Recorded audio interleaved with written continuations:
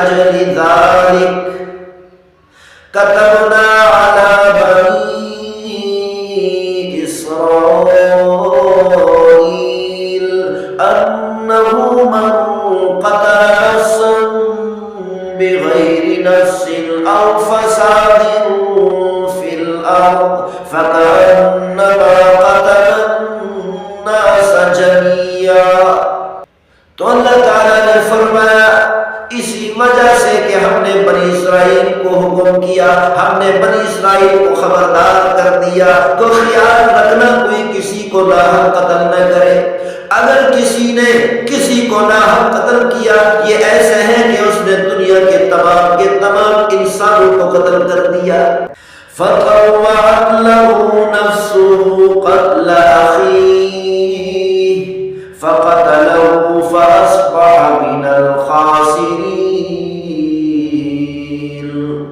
تو قابیل کے دل میں حابیل کے خلاف دشمنی بڑھتی چلی گئی کہ ایک وقت آیا کہ عراق کے شمال جانب قاسیون پہاڑ نامی غار کے اندر قابیل نے حابیل کو پکڑ کر قتل کر دیا. بعض روایات میں آتا ہے کہ لوہا مارا اور لوہے سے قتل کیا، بعض روایات میں آتا ہے پتھر سے قتل کیا، اور بعض روایات میں آتا ہے کہ حابیل کا گلا دبا کر قتل کر دیا. تو اللہ تعالیٰ نے فرمایا کہ جب قابیل نے حابیل کو قتل کیا تو وہ خسارہ اٹھانے والوں میں سے ہو گیا، نقصان اٹھانے والوں میں سے ہو گیا. اس نے دنیا کے اندر بھی نقصان اٹھایا، اللہ کا نافرمان بن گیا، اللہ کا غدار بن گیا. کل قیامت والے دن بھی نقصان اٹھائے گا کہ ہمیشہ ہمیشہ کے لیے جہنم میں جلے گا. فَبَعَثَ اللَّهُ غُرَابًا يَبْحَثُ فِي الْأَرْضِ لِيُرِيَهُ. جب قابیل نے حابیل کو قتل کیا تو پریشان ہو گیا کہ اپنے بھائی کو قتل تو کر دیا لیکن اس کی لاش کہاں لاؤں. تو اللہ تعالیٰ نے قابیل کو سزا دی کہ قابیل 1 سال تک اپنے بھائی کی لاش اپنے کندھے پہ اٹھا کر پھرتا رہا اور پریشانی میں مبتلا رہا اور سوچتا رہا کہ اپنے بھائی کی لاش کو کہاں کروں. تو اللہ تعالیٰ نے انسانی احترام کے لیے دفنانے کا انتظام کرانا تھا، دفنانے کا رواج بنانا تھا. تو اللہ تعالیٰ نے فَبَعَثَ اللَّهُ غُرَابًا يَبْحَثُ فِي الْأَرْضِ لِيُرِيَهُ كَيْفَ يُوَارِي سَوْءَةَ أَخِيهِ.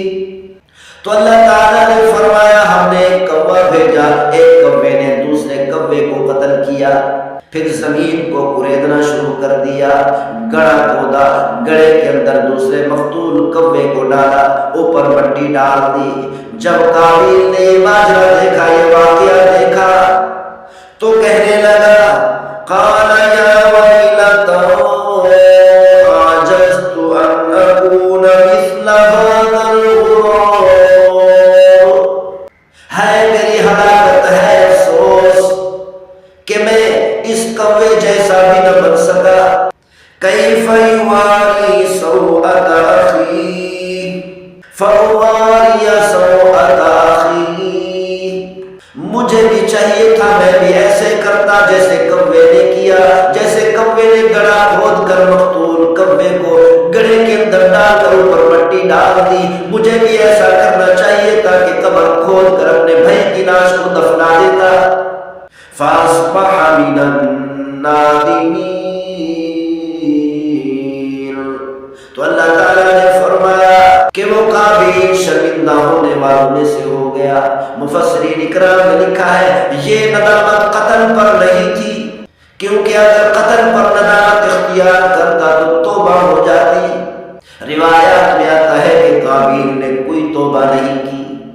تو یہ ندامت اپنے بھائی کے قتل پر نہیں تھی بلکہ اس بات پر تھی کہ میں کوے کی طرح اپنے بھائی کو دفنا نہیں سکا. میرے دماغ میں، میری سوچ میں یہ سوچ کیوں نہیں آئی، یہ بات کیوں نہیں آئی، یہ طریقہ کیوں نہیں آیا. اس بات پر شرمندہ ہوا. من اجل ذلک كتبنا على بني إسرائيل أنه انه من قتل نفسا بغير نفس او فساد في الارض فكأنما قتل الناس جميعا. تو اللہ تعالیٰ نے فرمایا اسی وجہ سے کہ ہم نے بنی اسرائیل کو حکم کیا، ہم نے بنی اسرائیل کو خبردار کر دیا تو خیال رکھنا کوئی کسی کو ناحق قتل نہ کرے.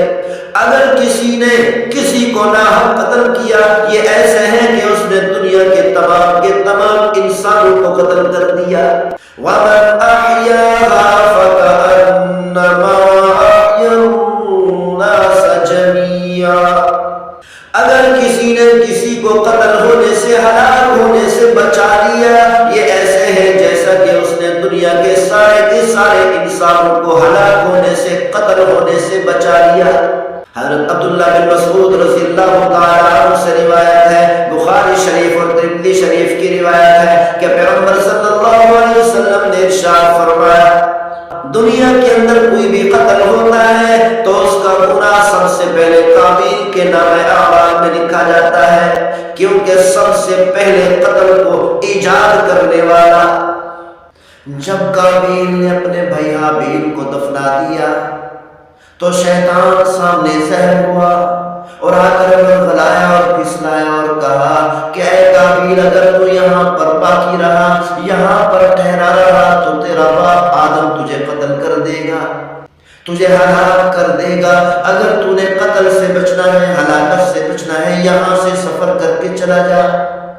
تو قابیل یہاں سے سفر کر کے یمن کی طرف روانہ ہو گیا، وہیں پر مستقل رہائش اختیار کر لی. قابیل کی نسل اور اولاد وہیں پر بڑھتی رہی. قابیل سب سے پہلے آگ پرستی شروع کی. قابیل جب دنیا سے رخصت ہوا تو قابیل کی اولاد نے اپنے باپ کا پتلا بنایا، باپ کی تصویر بنا کر اس کو پوجنا شروع کر دیا، اس کی عبادت شروع کر دی. قابیل کی اولاد نے بت پرستی کا آغاز کیا.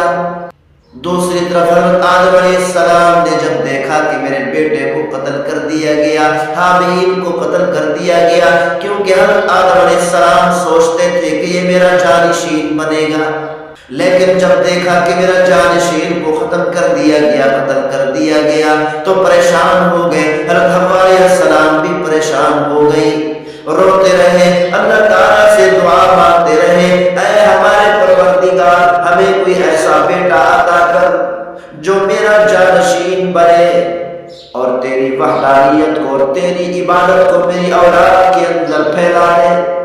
تو اللہ تعالیٰ نے حضرت آدم علیہ السلام کو شیش علیہ السلام جیسا بیٹا عطا کیا. حضرت حوا علیہ السلام نے ان کا نام شیش رکھا، یعنی اللہ تعالیٰ کی طرف سے عطا کیا ہوا تحفہ. تو اللہ تعالیٰ نے حضرت شیش علیہ السلام کو حضرت آدم علیہ السلام کا جانشین بنایا، حضرت شیش علیہ السلام کو نبوت عطا کی.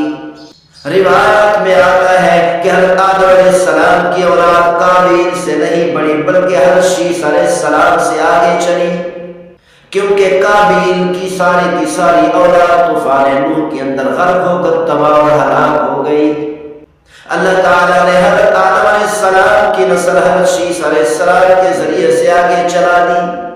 تو اس لیے اللہ تعالیٰ نے قرآن مجید فرقان حمید میں ارشاد فرمایا ان الشیطان لکم عدو فاتخذوه عدوا. او میرے بندو یہ شیطان تمہارا کھلا دشمن ہے، دنیا میں سب سے بڑا دشمن تمہارا شیطان ہے، اس کو اپنا دشمن بنا لو. خبردار اس کی اتباع نہ کرنا، اس کے پیچھے نہ چلنا اور اس کا کہا نہ ماننا، شیطان کی پیروی نہ کرنا، میرے حکم کی اتباع کرنا، میرے فرمان کی اتباع کرنا، میرے احکامات کی اتباع کرنا، میرے احکامات کے مطابق اپنی زندگی گزارنا.